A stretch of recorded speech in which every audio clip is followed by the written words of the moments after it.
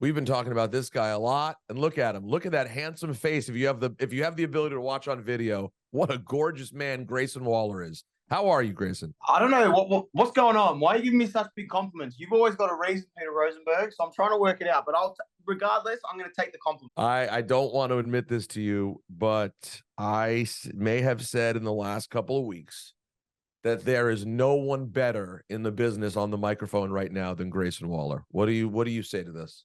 I don't think that's a lie. I think some people will try and argue it, but when you look top to bottom, this entire industry right now, not just what I'm doing, not just what I'm saying, but who I'm doing it against and how often I'm doing it, like I think I'm untouchable. You bring someone up from NXT, you put them in the ring with John Cena on the mic. I'm telling you, 99 out of 100 of them are going to lose their mind. They're going to flub. It's going to be too much for them. But for Grayson Waller, that was just another night.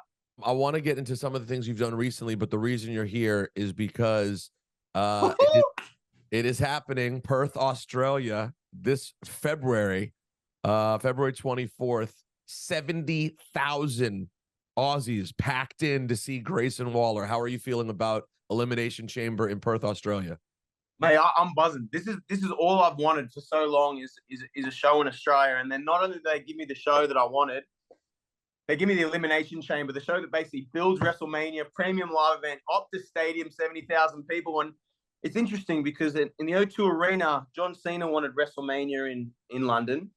Grayson Waller wanted WrestleMania in Australia. Now, since that, number of premium live events announced in London, 0. Number of premium live events announced in Australia, 1. That's Grayson Waller, 1. John Cena, 0. You can't see me, loser. I can't wait to tell him tonight. I can't wait to tell him. That is the Grayson Waller effect for real. Wow, 1-0 over John Cena.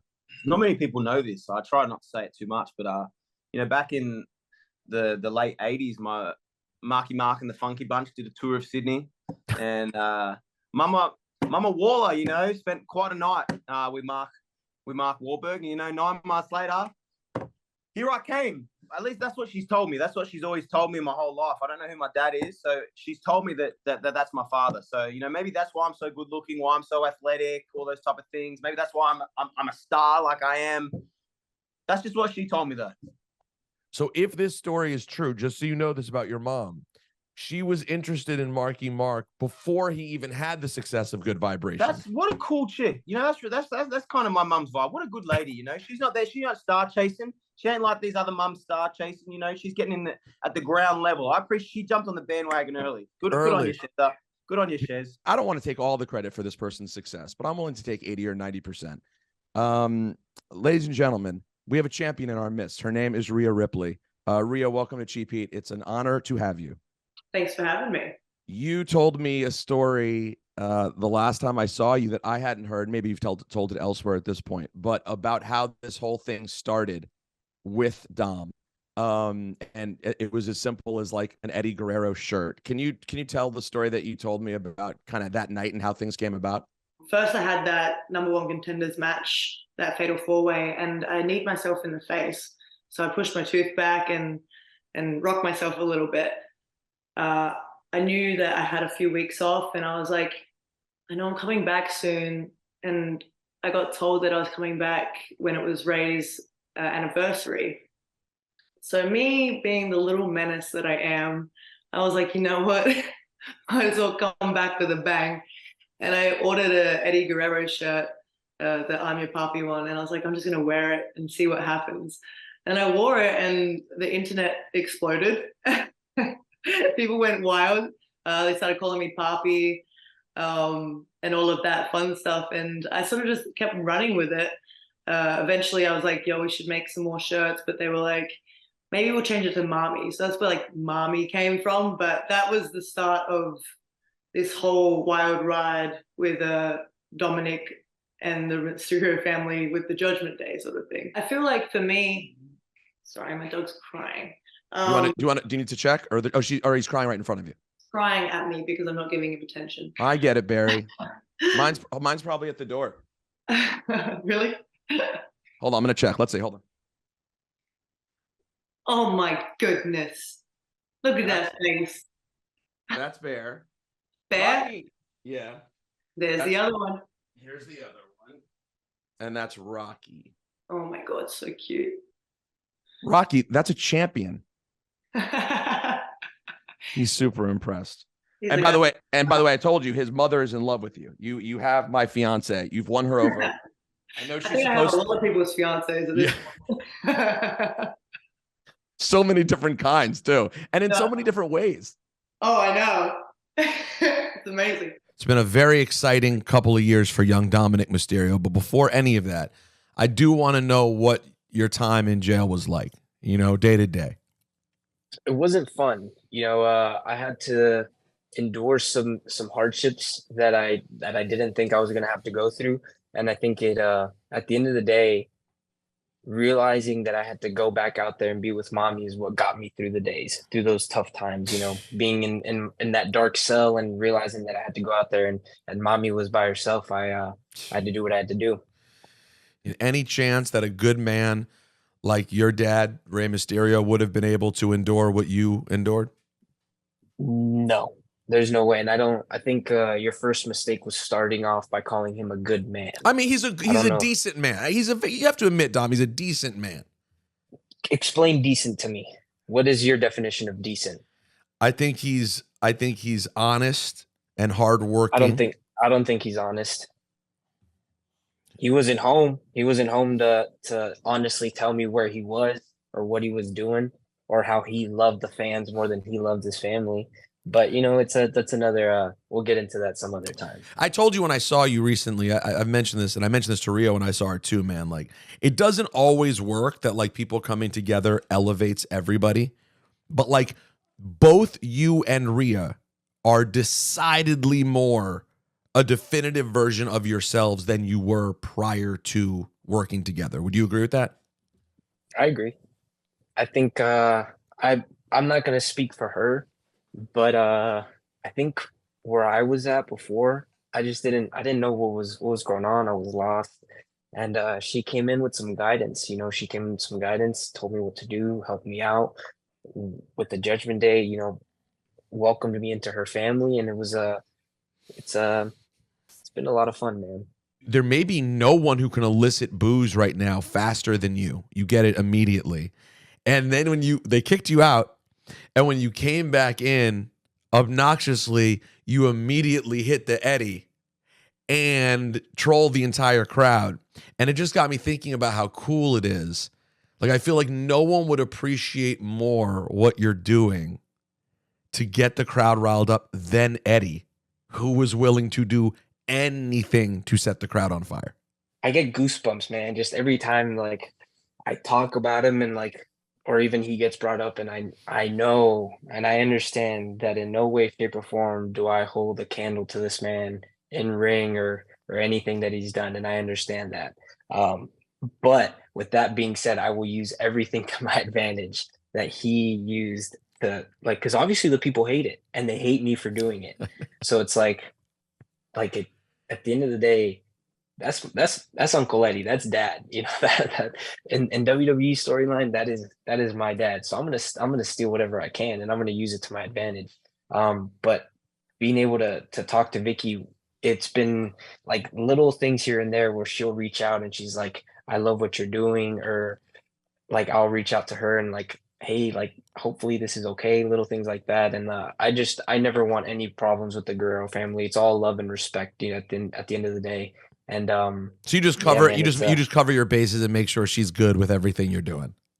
Yeah, and even with even before it all started, I forgot who I had mentioned it to, and I was like, "Hey, can I reach out to Vicky or someone and let them know like if this is okay?" Because like once I started growing out the mullet and like the side by side started coming out, I was like, "This is." It's getting a little out of hand. Right. You want to make sure everyone understands what the actual like thought process is. Yeah. And I don't ever want them to think that like taking advantage or using it for a certain thing. But like at the end of the day, it's all love and respect for Eddie, and admiration to what he did. And I always like to say that without me even noticing, or even him and my dad nudged me into this business when I was 8 years old. He planted that seed and was like, without me even knowing that I was going to be in this. And I'm forever grateful. I was told that there was a time, you talked about this before, a time when you were working with Booker and he really got after you for not being ready when your music hit.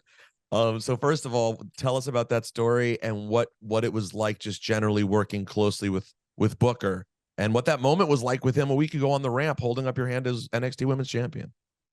Yeah, so Booker has always been like, so when I started at Reality Wrestling, I was 16. So Booker and Charmel were like parents to me. Like they were always looking out for me. Charmel is like amazing. So cool. But I feel like I learned so much from my time at Reality Wrestling, like training at Booker's, not just about the wrestling aspect, but just about life. Like, you know, they always wanted to make sure we were good people, and things like that. And yeah, I remember one time, we had a reality wrestling show, and this time we were at a different venue. So usually our locker rooms were kind of like they were towards the back, but it was sort of an open space so you could hear the matches going on. In this venue, the locker rooms were like complete closed doors, so you didn't know what was going on unless you actually went out there, checked who's out. So yeah, we were in the back. We were putting our match together, and I was like, "Hey, can you go check like what match is on?" And she's like, "Yeah." And I'm like putting on one boot. I haven't even put on the other boot. I'm lacing one boot. Oh my God. And she like storms in and she's like, "Your music's playing." And I was like, "No, you're lying, right? You're just kidding." And she was like, No, like your music's actually playing right now." And I was like, "Oh my God." I was like, I don't have my boot on. This is like wrestler A nightmare, like 101 an nightmare. yeah, Like I've had this like a nightmare literal real before. life nightmare, right? Exactly. Yeah. I was like, "Oh my God, no way." I was freaking out. I was like trying to tie up my boot as fast as I could. And I just hear Booker across the hallway go, "What the hell?" I was like, "Oh my God, no. Please don't come in here." He like, I'm the only one in the room. He like opens the door. He's like, "What the hell's going on?" And I was like, I just, my boot, like, I don't know. I was just freaking out. I couldn't even get a word out. And he was like, he was just pissed. He was like, "God damn it." He like walked out. He's like, "This is what happens when you think you're over." And I was Oh, like, that's that was so funny. That really humbled me. Definitely humbled me. Um, and I remember Charmel coming in the room after and being like, "Don't let him talk to you like that, okay?" She's like hugging me. She's like, "Don't cry." She's like, "You put your boots on and you go out there and you kick butt." And I was like, "Okay." And then like after the match, I like come to the back and he's like, "Okay, kid, like that was a good match. You redeemed yourself." I was like, "Okay." He's that like, "But is don't ever do that again." I was like, "Okay." wow. That sounds like a really special relationship with both of them. What a unique way to sort of come into the biz with sort of like not just everyone. A lot of people have a trainer, but it's interesting to come in and you have like a couple who are both helping you, who are both from the business. Yeah. Yeah. It was so awesome. I'm super grateful for them. Who is out there that you would really love to get to lock up with? I mean, there's the obvious ones Cody I mentioned, and obviously Brock is the one that has to happen at some point. I think that would be I guess I made him my personal biggest obstacle, I think. But Is there any relationship there? no, it's not. The Rumble was literally the first time I think I met him. What was that like? What was that interaction like? Brief, but I think that moment that we had in the Rumble was great because that was all I needed out of it. It was basically like a real life confirmation that the audience is up for that. They want to see it. But no, there was no relation out there. He was just when I watched him when he started with WWE, that was always the most impressive guy to me. Absolute beast. And then I saw his stuff in Japan, the UFC, and then he came back and is on top since then. One of the best wrestlers to ever do it, in my mind. And yeah, just for that reason, I want to be able to prove myself against him. How much do you pay attention to like wrestling chatter on the internet and things of that nature? Do you pay attention to it, or are you not in on it?